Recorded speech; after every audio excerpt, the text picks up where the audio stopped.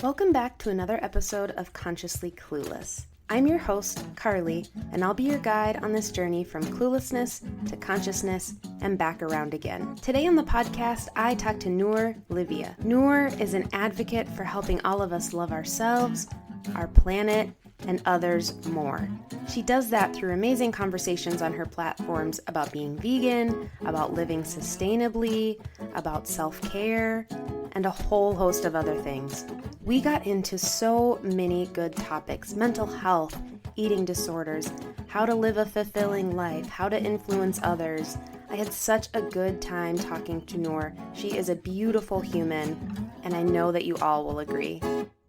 So we can go ahead and get started. Again, thank you so much for joining me and being willing to hop on, and as it's a new project. You're very I really welcome. Very appreciate it. happy that you're having me and that you reached out. That's really cool. Good. So the first question I've been asking is about where you're at. So the podcast is called Consciously Clueless. And for me, that was just really creating a space for exploring what it means, those moments in life where you're like, I'm doing great, I feel conscious, I'm with it, I'm on the path. And then those moments where you're like, the rug's been pulled out and feeling a little clueless, and then everything in between. So where are you at right now, if Sure. you're willing to I actually share? just want to say that I love the name. I thought it was like, Oh, thank you. yeah, like a super cool idea. I really love the concept. Because I mean, it's like everyone who's on this path, who's trying to get better and make better decisions for the planet, for everything. We're like, it's a learning process for everyone. We're always learning new things, and you cannot be perfect. Mm-hmm. We all make mistakes along the way. It changes every day. When I'm around friends who are really clueless, I feel a lot of questions. I love answering and giving them tips. But then I also, when I'm communicating with people who are way more advanced, I would say, than me, I feel like I'm really clueless. I'm like, I have no idea what I'm doing. I feel like I'll still learn. Yeah. It depends on who I'm interacting with. And also, yeah, I mean, sometimes you make decisions that you think are going to be good, and it turns out that they were not that good, or they're not as easy to keep. Like about, what was it, like almost 2 years ago now, I decided to quit flying completely. And that was a big decision that I made, that I thought I was going to be able to keep it up, and it turned out that at some point I was supposed to go see my family for Christmas, and there was no train going, and I had to take the plane.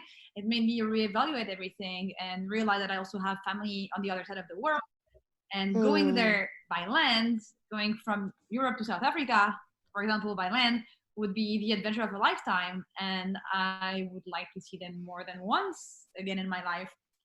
So yeah, it kind of, I think it's good to put things into perspective and try to also understand where other people come from when you feel like they're not doing everything that they should, or not doing their best. Everyone has a different story, different background. So, for example, when now I live in Portugal, I was living in Belgium, and it's just like simple things, but it's finding places for, like, when it's just about like a conscious and stable lifestyle, finding places to just buy your groceries in bulk and things like this, very different from one country to another. Also, recycling is very different in different countries, so you have to relearn everything, and you don't know all the time. I'm still struggling with recycling here, because I'm not sure what can and cannot be recycled and how. So I don't have a place here to compost. Well, I did when I was in Belgium. So, wow. I think we're always clueless. We know a lot of things, but really we're just in a big mess and trying to navigate life as well as we can, I think. It's comforting to know that we're like all in it together. Like, if it's one thing to feel clueless alone, but if you're like, oh, we're all just figuring it out, that's much easier to take. Yeah, exactly. So I would love to circle back to the no flying 2 years ago. What led to that decision? So as you may or may not know, I've throughout the years, I've been making a lot of decisions about my lifestyle to reduce my impact on the planet. So that's how I went vegan, started living a low waste Mm-hmm. lifestyle. And I always thought, I heard that flying was bad for the environment, but I was like, oh, but I'm already doing so much, that cannot be that bad. Like, I'm compensating with other things. And then I went to see a talk by my friend Evelina from Earth Wanderess. Okay. And I saw a talk because she had quit flying about a year before that. And she did a whole talk about why she quit flying and talked about all the emissions and gave all the numbers.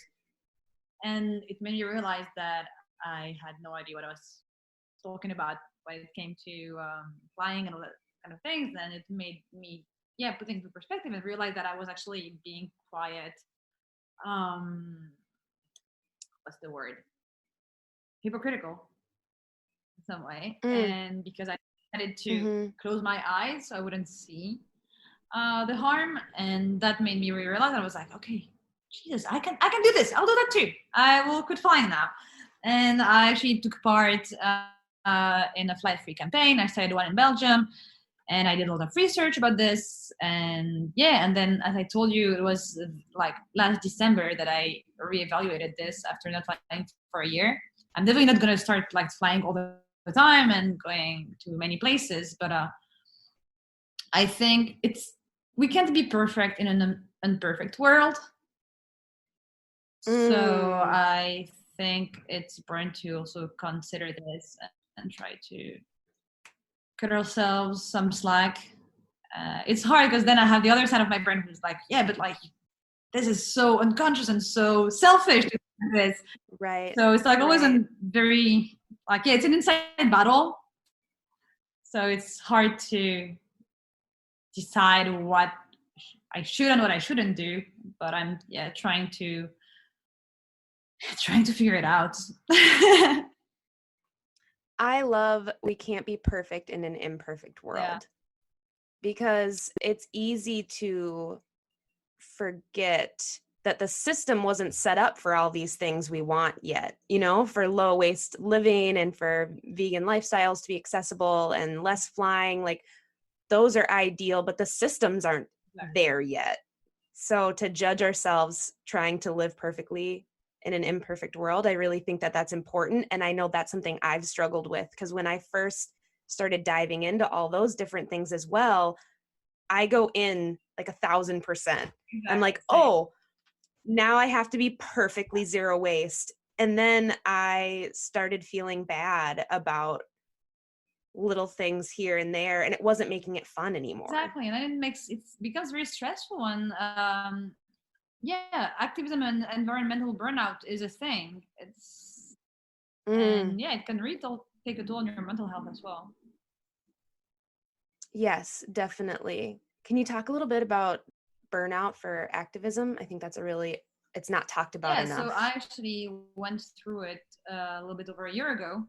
I was very involved in Extinction Rebellion, which is a big activism group for environment. And I was coordinating the Belgian chapter for a while, and as well as the Belgian communication group. So it was a lot at once, as well as working at the same time. So it was all volunteer. And when you start to realize in how many ways the world is fucked, you feel like you have to take all the weight of the world on your own shoulders, and that no one else cares.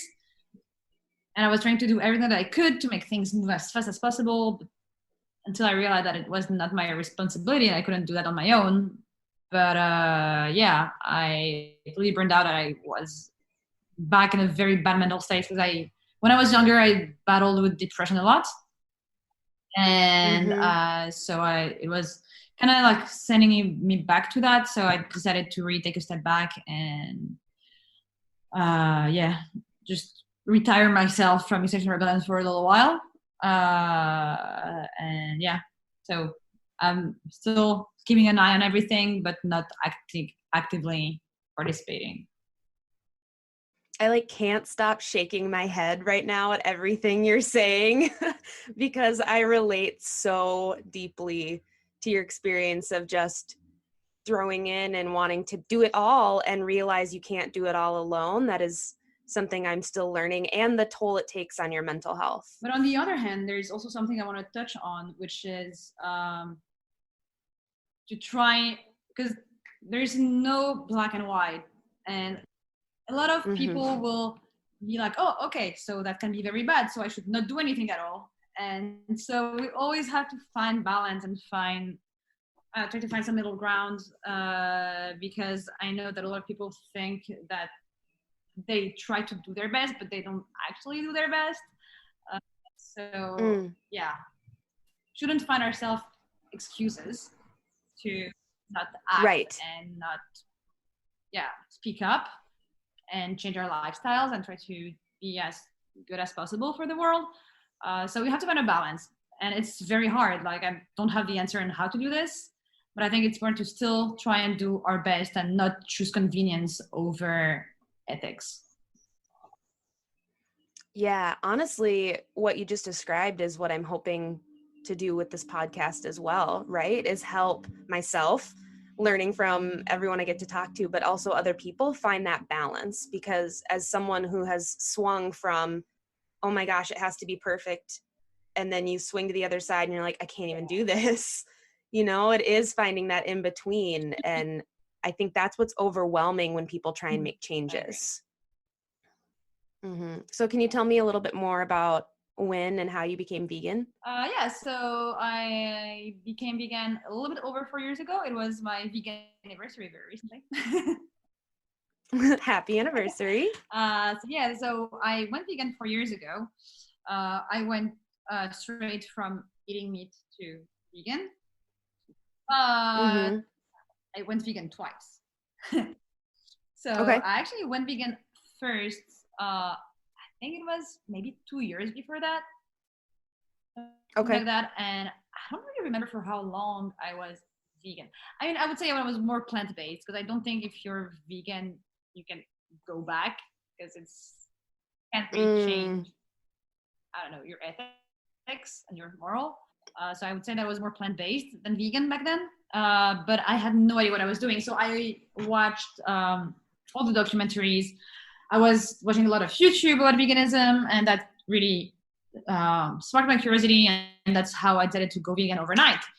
And I had no idea how I was supposed to eat, and I was someone who originally hated fruits and vegetables. So it was very hard. Like, I was like one of the biggest eaters I knew. I would have meat and dairy for like 3 times a day. It was bad.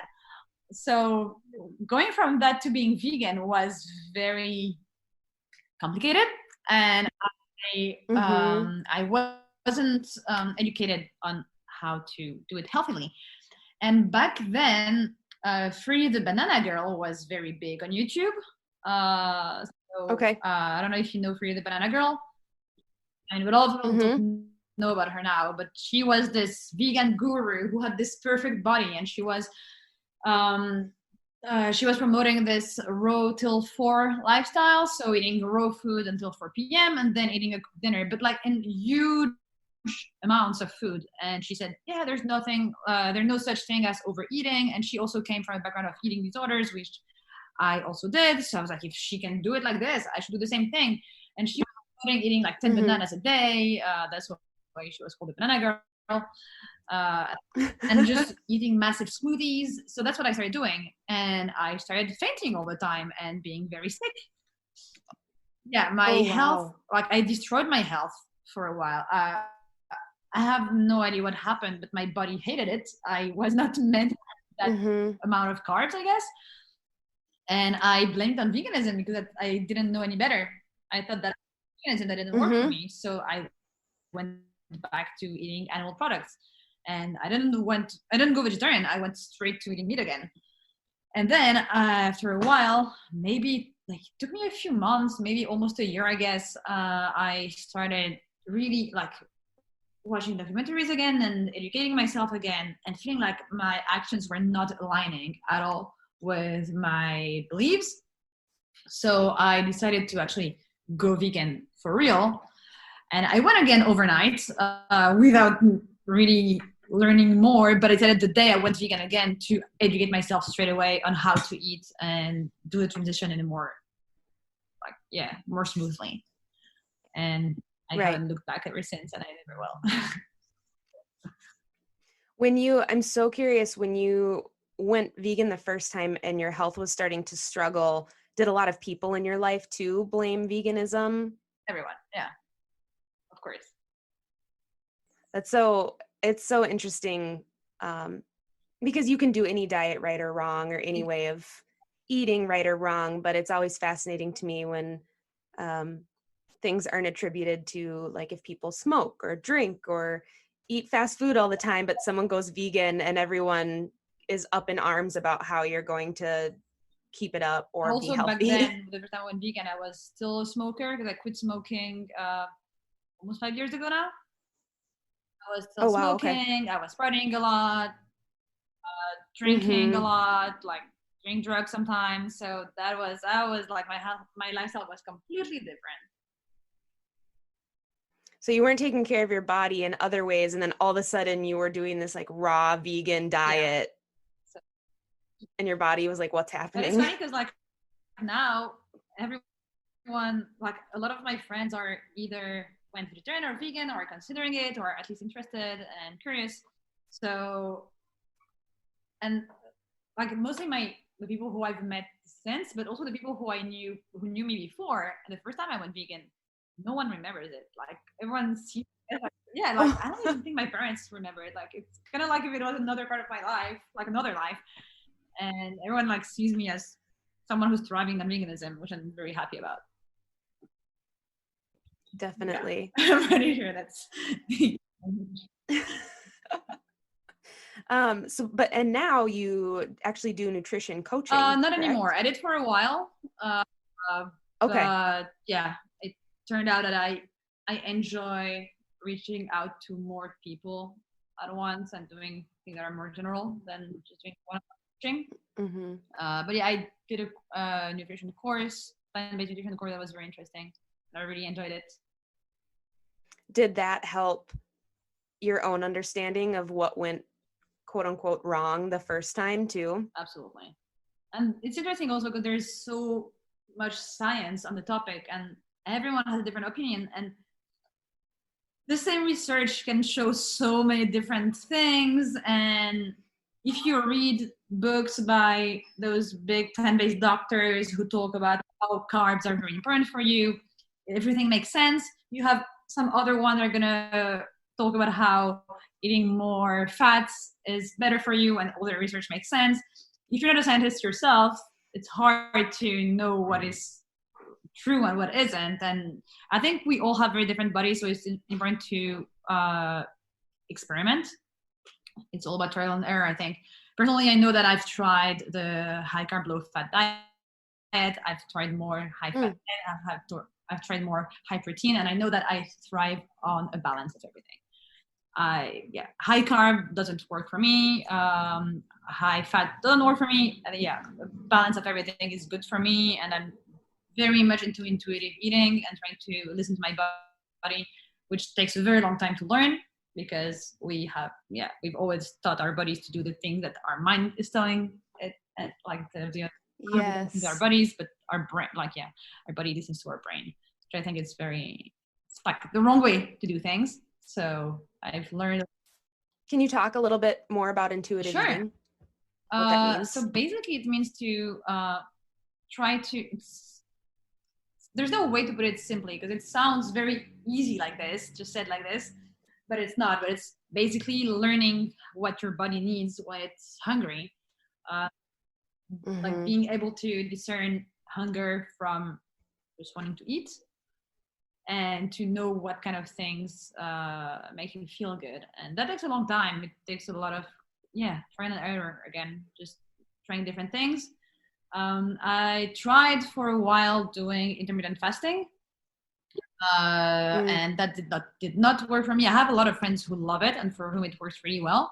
They don't work for me because with a heavy past of eating disorders, it was just putting me back into a mindset of really like controlling my food intake, and just it was making me obsessed with food.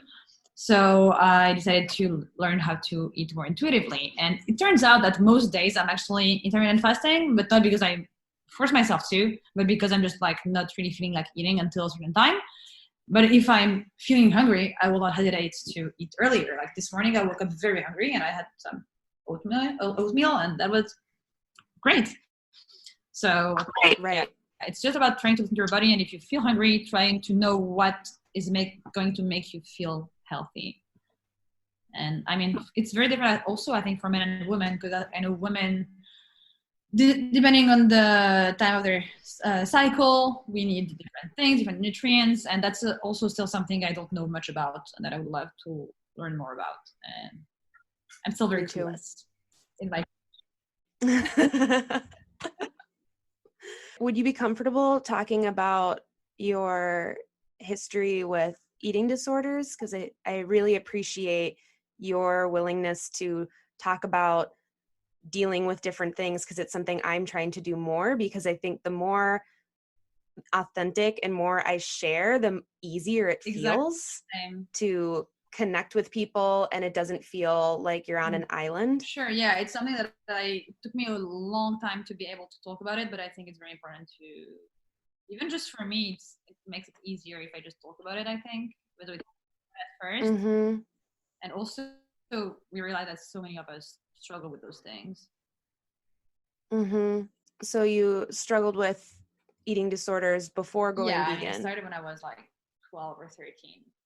So I struggled with disorders for maybe 15 years. Okay. How did you work through that? It was a very, very long journey. I would say that recovery is always an uphill battle. I don't think, like, I can't speak for everyone, but anyone I know who's been through this, everyone agrees that it's never really over. Like, it's always something that will be part of you, mostly when it's been a part of you for so long. So it's always you will have to fight against. And I know I've had times where I've relapsed, quote unquote. And it's, I think it's part of life. When you feel vulnerable and when you're going through a tough time, it's easy to go back to what felt comfortable before. And yeah, even though it's very painful, it's good to remember what helped you get over it in the first place. But yeah, I think it was, what really helped me was doing a lot of research about self-care and self-love, starting to meditate, journal, being more conscious. And also, I know that what works best for me and what I'm always trying to achieve is eat as healthy as I can, because I know that if I know what I'm going to eat and I make a plan, then I will not feel as bad. Yeah, I will not feel bad about what I'm eating, and I will not feel the need to go binge eating or to starve myself. And yeah, it's all about trying to find balance. And I know that if I eat clean most of the time, then I will not blame myself if I eat like junk food at some point. So it's all about trying to find balance. It's still not perfect, and it's still hard sometimes. But yeah, always. Thank you for sharing You're about welcome. that. Thank you for making me open up. Did that feel connected to when you were dealing with depression as Absolutely. well? It was the same time period when I was a teenager. I struggled with depression, so it was anorexia and bulimia, one and then the other, always alternate. Was alternating. And yeah, I mean, that's something I think I've spoken about it in a video on YouTube a while ago, but I also was in the hospital 3 times for a suicide attempt that to my depression and my eating disorders when I was younger. It was when I was 19, 20, and 21. So yeah, all these things are definitely interconnected. I have been dealing with depression, I think, for longer than not dealing with it, really. I've had depression for longer than I was dealing with it, is something I'm kind of working through now, realizing how I've kept it just at bay enough. But now, in the last few months, I've really had to deal with it. And I remember talking to my therapist and saying, what if it comes back and gets as bad as it was before? You know, just being worried and scared of that. And something that she said that I always come back to is, but you have more tools this time. You know, you got through it this I time. love this. And I think about it a lot when I start to kind of worry, oh, what if that dark cloud is coming back? I'm like, well, I got through it and I have the tools from last time. So it's like every day. And she was really honest, which I really appreciate. She was like, it might come back like that. We don't know. I can't tell the future, but what tools do you have this time that you didn't have last That's time? awesome. Yeah, and I honestly feel like, personally, I feel like it cannot get as bad as it used to be, because actually, yeah, because now I'm more conscious, and I've learned to know myself much better, and I know what works for me and what helps me. So whenever I feel like I'm falling back into that kind of pattern, I know how to pick myself up. I've learned over the years. I used to be someone who could not be alone. I was so afraid of myself, being on my own, always be around other people. And I forced myself, well, I started traveling on my own, and I forced myself to spend a lot of time alone, which I ended up loving. And I've learned how to deal with things myself. I don't remember how, where, or when, but I remember someday hearing or reading somewhere, what was it exactly? It was, if you don't take charge of your life, no one will do it for you. And I might not have been those exact words, but something, and like that was the idea. And I was like, damn, that is so true. So I decided to just figure things out on my own and work on myself, and how I know how to do it, and if I need it, I know how to get back to a brighter place, let's say. Right. Well, I think that quarantine and everything going on in the world in 2020 has caused a lot of mental health issues to either resurface or come out, or just be present in people that maybe don't even understand what's happening. And you put out an ebook about surviving quarantine. Yeah, an online course, actually. Yeah, a little ebook. I loved the ebook, and I would love for you to talk a little bit more about that, and maybe you can share a few tips for how to get through. Well, I think now it's not as relevant anymore because most places are not really in quarantine anymore. I don't know, how is it for you? Well, we're in the United States right now. There are a lot of states that are having a second surge that opened up too early. So there's a lot of talk now of kind of going back and needing to maybe reevaluate. So we're kind of still in the thick of it, I think, more than people realize. I've been working at home since March. Wow. And will be for I have a while. lot of friends in the US who wanted to come back to Europe, and impossible. No one can. Yeah. Sure, like I can give a few tips. It's been a while actually since I haven't thought about it, because here we've been more free lately. That sounds lovely. Sorry. But That's all right. What kind of tips, like on? It was just comforting to like look through your ebook, because it was like, oh yeah, like take care of myself, like give myself some grace, and all those things that we know, but we, especially right now, I can speak for myself, need to be reminded. So that's the main thing, I think. Also, I think I've made a few mistakes in that ebook. It was at the beginning, and everyone was in this like super motivated mood, like, oh, okay, now we have all this time at home, we can learn so much, we can do so much, and everyone was putting so much pressure on themselves. I'm like, whoa. We actually, days still only have 24 hours. We didn't get to more time. And putting that much pressure on ourselves while also being confined can be very stressful. So I think it's important to remind ourselves. It's the same thing as with all the low waste environmental things. Important to do things that are good for us ourselves, and remind ourselves and cut ourselves some slack, and remind ourselves that we cannot do everything, but it's also important not to find excuses to fall on the other side.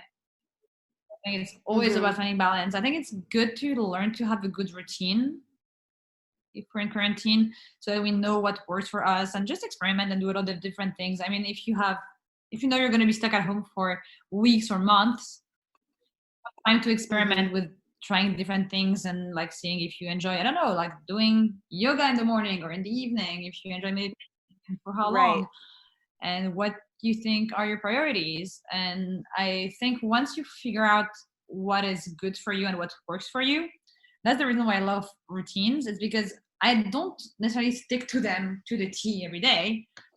Know that if I get to a place where I'm not feeling as good anymore, I know that I have a system that I can fall back to that works for me.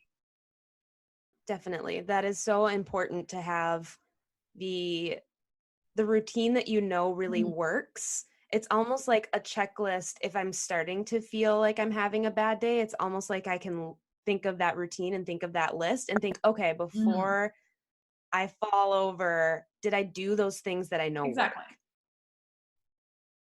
It'll be hard. Really like important. Sometimes I know that what works for me, but I wake up and I'm like, I don't feel like doing it, even though I know it's gonna work. I feel too lazy, or I feel like, ugh, I want to do something else. And also, I discovered other things that make me very happy. It doesn't necessarily have to be in a routine, but I know that cooking makes me very happy. Of course, I don't spend an hour cooking every morning, but I know that if I spend time in the kitchen cooking myself a good meal or cooking for other people, I will feel good. And it's very meditative for me. And acquiring more plants, as you see, you can see the background. And right before you called me, I was repotting some plants, and I've been growing a lot of vegetables and a lot of edible plants, and that just makes me very happy. It's like brings me to a happy place, and I know that's something that works and makes me get some headspace and take my off of the craziness. And just slowing down. Definitely. So let's talk a little bit more about low waste and sustainability and how you got interested in learning about those things. So that, yeah, I get that question a lot, but I don't actually really know. I don't remember. It just like slowly made its way into my life.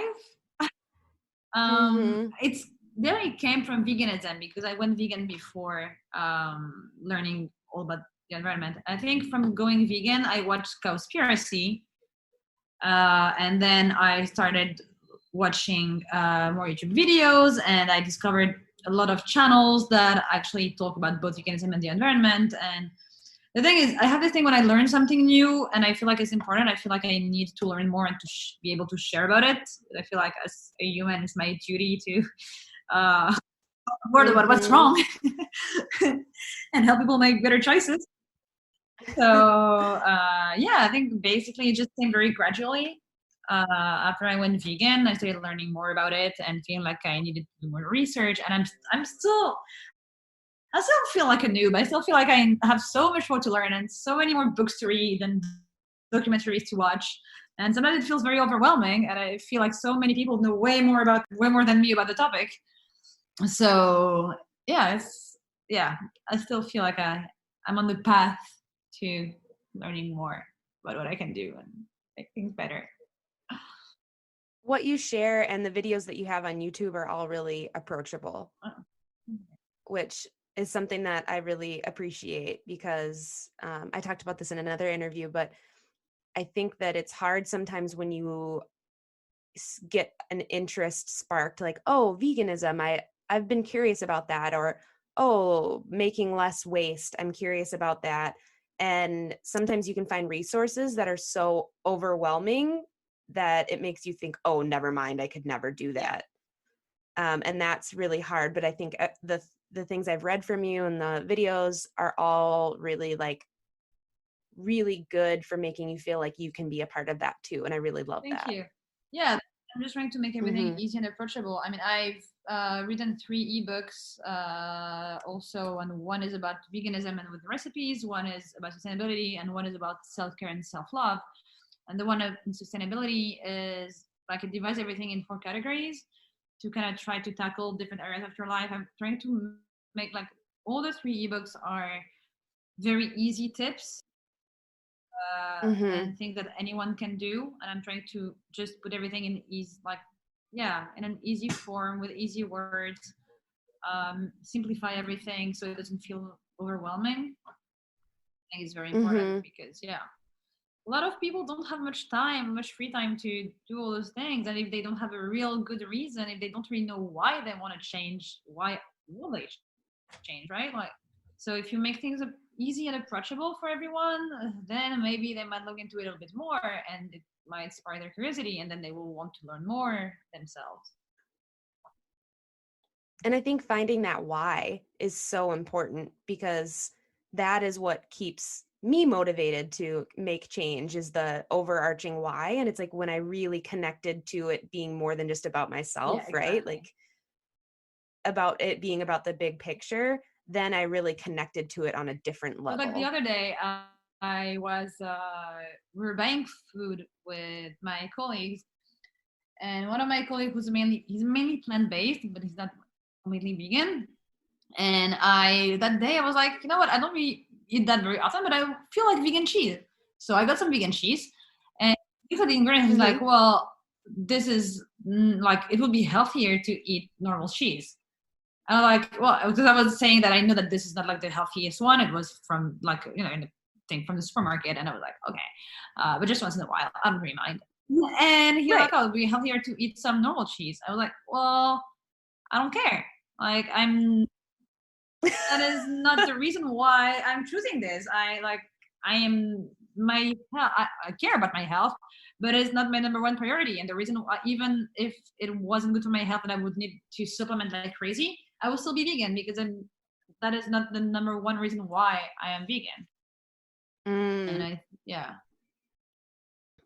Well, I think that was my health was my insert into veganism. Like that's where it came from. And then that I similarly to you think then that's where the environmental stuff came from. And then finally the animal rights came from. And that was the one that I had known but was avoiding because I didn't want to deal with it. But it was definitely health was the starter, and health is still a huge motivator and has been a big game changer for my body, but it's not the only thing. And I think that's what you were talking about in the beginning of the interview. You made a distinction between being vegan and being plant-based, and one having ethics involved. Yeah, exactly. I think being plant-based is more about the food that you eat. And a lot of plant-based people still allow themselves to have dairy once in a while. Some, even like some fish, or some animal products in general. And but it's not really about, because like when you're vegan, it implements so many different things, and it just involves everything in your life. It's about what you wear, like it's about leather, wool, silk, about choosing products that are cruelty free in your day-to-day life. And and of course you can be perfect. You can't be perfect, and like it happens sometimes that by mistake I will buy something that is not vegan. Like, I mean, food wise, well, I hope not that I know of. But and unfortunately, it's not always super easy, but it's all about making the best choices that you can. Yeah. So you just brought up clothing, and that's something I've more recently started looking more into, just about sustainability. And it looks like you have your own line of sustainable clothing, which I is do, so cool. but I haven't really promoted it that much, so it hasn't grown. Okay. But and it's just two designs that I made, and one is about veganism, and one is more environmental design. And I really love them. Like, I actually have some of them here myself. But that's something that was very exciting. But it's not easy, because even if I sold some, I mean, it's all sustainable and ethical, so it's expensive. So yeah, they're super cute. I was looking at them yesterday. Yeah, I know. I love the designs. They're super comfy. So what got you interested in sustainable fashion? Because that's one for me that I think is, like all of this stuff you just take for granted. where clothing comes from and how it's made and all of that stuff. And that's been more of a recent thing for me, that I've really thrifted more. And if I'm going to buy something new, I look at the company more. But it's also that's a privilege too, to be able to have the time to do that. So that's another thing where the conversation has to be about accessibility. Yeah. So then again, it's I don't really know how I came to this, but it's the same again. Like everything led to everything, and I learned about it when I was. I think most of the things I learned about on YouTube, because you have a lot of YouTubers who talk about all those topics, so it really helps to like spark light on all the different topics. And once again, I felt like it was my duty when I started learning about all this to share about it and to do more research and learn more. So that's what happened. But I know that it's not easy for everyone. And unfortunately, we live in a world where we value convenience over most things. So it's easy to just, go out and just, you need a new t-shirt. Well, just go to H&M and buy the cheapest one, and that's it. Right. So I make a conscious effort to buy first of all, to buy very rarely, to try to reduce my consumption as much as I can. And I think that's the main thing we can do to reduce our impact, like in every way, reducing our consumption. And when I need to buy, I will try to buy secondhand as much as possible. And if I cannot find what I need, then I will turn to a sustainable and ethical brand. But sometimes it's hard. It's also way more expensive usually. So, and secondhand is cheap, but I mean, not everyone has access to secondhand store. I do, definitely. I mean, it's not great here, but I still have the option. But depending on where you live in the world, it's not always easy to find. And depending on your body shape, body size, you might not find what you need. And if you don't have many resources financially, most of the time you don't really have like many options. So I think it's more, remember to not blame and shame others for their choices. And also, I think a lot of people blame people who are not educated, but we have to remember that we were not educated at some point. And it's like all the angry vegans who get very mad at people who don't know better, but you were there at some point, unless you were born vegan, and that's very rare. Like, born in a vegan family, right? So I think it's very important to also keep in mind that everyone has a different background and comes from a different place, and simply to accept others and have the patience to explain and lead by example, I think is the best thing we can do. It's just make people see that we are living in alignment with our beliefs and with our values is making us happy and and just I think that's the best way we can convey the message. That's something that I definitely need to remember, because when I first started getting interested in all these things, I feel like because I became so passionate, and it's like the cloth gets pulled out from over your eyes and you're like, oh, there's a lot of things wrong with the world. We have to fix it. And I have to do it right now. And everyone should listen to me and join the fight. And it's so hard that I think a lot of people in my life were like, whoa. And then I think back to my best friend since we were 8 years old. She's still my best friend. She became vegan when we were really young, and she was way ahead of the curve. And I have only been vegan for a few years, and it was like a very slow transition for me. And I just think of her patience and her always just, like being my best friend growing up, despite the fact that I was always like hunting and fishing and eating meat. And because I grew up in northern the United States in the woods, and that was just normal. And once it like hit me and all dawned on me, I just remember talking to her and being like, wow, it was really just you like being there and showing me that it was possible and not throwing it in my face or making me feel bad. was like, I guess that's what I have to do for other people. Who would have thought? Yeah, like I think if you look at my posts on Instagram from a few years ago, I was way more vindictive, way more harsh. And Yeah, I go through those phases too where I'm just like so frustrated. I'm like, okay, come on, we've got to do something. But then you're so right. I mean, I haven't always had these beliefs or had this knowledge, and also, when you're surrounded by it's just a part of vegans, it. it's gonna be hard because people like to make fun of vegans. And I mean, I don't really have any vegan Yes. friends here, and I just have to get used to it. I'm like, yeah, okay, the same joke again. Yeah, the lion. Yeah, bacon, yummy. Yeah.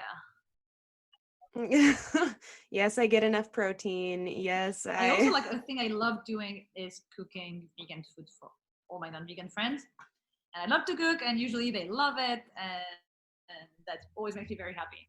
I think it's a great thing mm-hmm. to lead the way. Yes, it's my favorite moment when someone says, "This is Yeah, right. vegan." And you get to be like, "Yes!"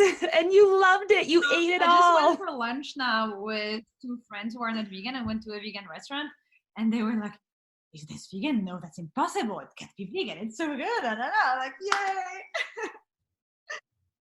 Those are my favorite moments. So, we've talked about this a little bit throughout, but I'm just curious, what do you do specifically to slow down and become present? And then has that changed for you over time? Do you mean in general, or Yeah, just like what are your practices that you do to kind of slow down, um, check in with yourself? Like what does that look like for you? And has that changed or well, to be honest, evolved? like nothing very special. It's pretty basic, but Mm-hmm. meditating, journaling, um, yeah, moving my body, doing yoga. These are things that I know help. Um, I love to do is Mm-hmm. having a nice, quiet, chilled evening, like putting on candles, playing some chill jazz or music, Mm-hmm. and just yeah, disconnecting. That really helps. Like Mm-hmm. reading a book in bed with some chill music always works. And as I was saying, cooking and taking care of plants has been like I was never like I always liked having plants around, but I was never a plant geek. But it's Yeah, like yeah. during quarantine actually. Yeah, I just started loving growing plants, and now I have like 4 avocados growing on the side of my window, and I planted some basil and some like I don't know like a lot. Oh, wow. Yeah, and that really makes me super happy, and that's something that helps me ground myself more. I think maybe somehow that's a little bit woo, but feel more connected to the earth. Oh, absolutely. I mean, you're literally growing something out So of the dirt. exciting. So, is there anything that you want people to know about you or anything you want to share that I haven't asked you yet or haven't given you space for? Nothing right from the top of my head like this. I think you've asked some very good questions. It was like really cool. Oh, thank you. Thank you. Where can people connect with you if they want to connect after this? So the easiest way is on Instagram. Uh, so it's at Mm-hmm. Nour Nour dot Livia Livia. And you can also find me on YouTube, also Nour Livia.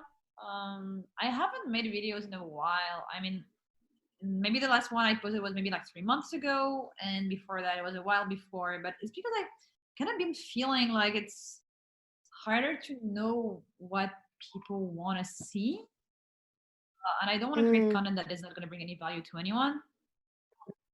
mm-hmm. And yeah, so I'm just like kind of in a moment where I'm struggling to know what I want to do and where I want this to go. But if anyone has any suggestions, I'll be very happy to take them. Awesome. And I'll put your YouTube in the show notes too so people can find it Awesome, and thank you. check it Great, out. thank you. And I have my website. It's nourlivia.com, where I have my blog, and I have my ebooks on there and everything. So everything, And your yes, clothing. everything is on the same website. Yeah, it's Thank really you. beautiful. Yeah. It was so lovely to talk to you. Awesome. It was a really great conversation. I'm excited to keep moving with this project and see what Absolutely. happens. Yeah. Do you have any idea when this episode is gonna come out? I'm trying to figure that out currently, like how often I'm going to release episodes. I should know a better idea soon, so I'll let you know. But it could be a Okay. couple weeks. Awesome. I'm excited. But yeah, I hope to continue connecting with you. I like really loved this That was awesome. conversation. It was an hour. I didn't feel like it went for. I know. I feel like we could be friends. This is like a really lovely conversation. Yes. And if you ever want to chat more about things, I love talking about all that Yeah, stuff. and I really don't have that many people around me here that I really talk about this thing. It's always nice. Mm-hmm. Yeah, I'm not seeing a lot of people here too because of isolation and trying to be as careful as I can. So I'm always up for a Zoom chat or Awesome. anything. Who have you had on the podcast so far? John Rush. He's a Canadian pro football player who's vegan and does like rescue work with dogs.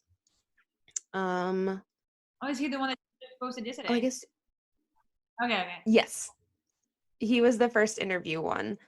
And then Jeffrey Bodie, Okay. he's in the UK. I guess you're the fifth because then there was his name's Ruben Lozano. He's not very well known, but he's a vegan cop in one of the southern Oh wow, states, interesting. which was a really interesting conversation given everything that's going on in the US right now. Yeah, I was kind of nervous, but also excited to see like what happened. It ended up being a really great conversation. And then there was a woman, her name is Bella Lamb.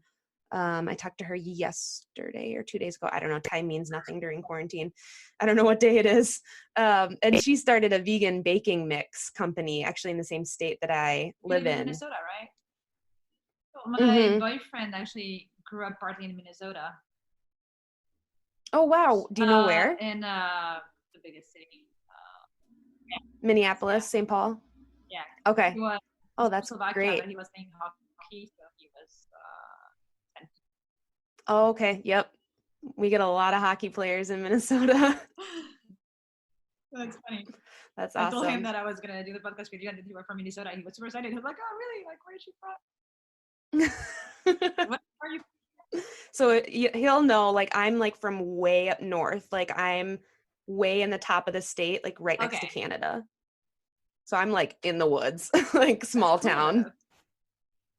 Yeah. I went and lived in Minneapolis for 4 years for college and everything, and went and got my graduate degree somewhere, and I wasn't going to move home, and then ended up moving home. And you always appreciate places differently as an adult. Oh, I was like, oh, this was actually like a beautiful place to grow up that I was such a brat about when I was that was the younger. same. Totally good. Totally relates. You grew up in Paris? Grew up in Paris until I was 12, but always moving between Paris and the suburbs. Then moved to Luxembourg for 3 years, and then we moved to Belgium when I was 15. Oh, wow. Until the end of high school. Then I moved back to Paris for 2 years. I moved back to Belgium. Then I moved to the US for a year. And back to Belgium. And then I mostly started traveling, and I've been just all around. Wow. That's amazing. It's been tiring. I'm very happy that I've been in Portugal. It's been almost a year since I've been here, which is crazy to me. I'm loving it here. Yeah, like putting some roots down. Literally with all my plants. I love that you're getting into plants and everything. That's they're so so fun. cool. Like I just bought 2 new ones today. Like they look so fun. I love walking in and being like, oh, hi, like there's green in here. They all have names. Oh, I'm so glad you said that because I almost asked you that because I like name all my plants. And some people think it's funny and others are just like, you know what? I haven't given names to the new ones yet, so I'll name one of them Carly. Oh, thank you. This is gonna be Carly.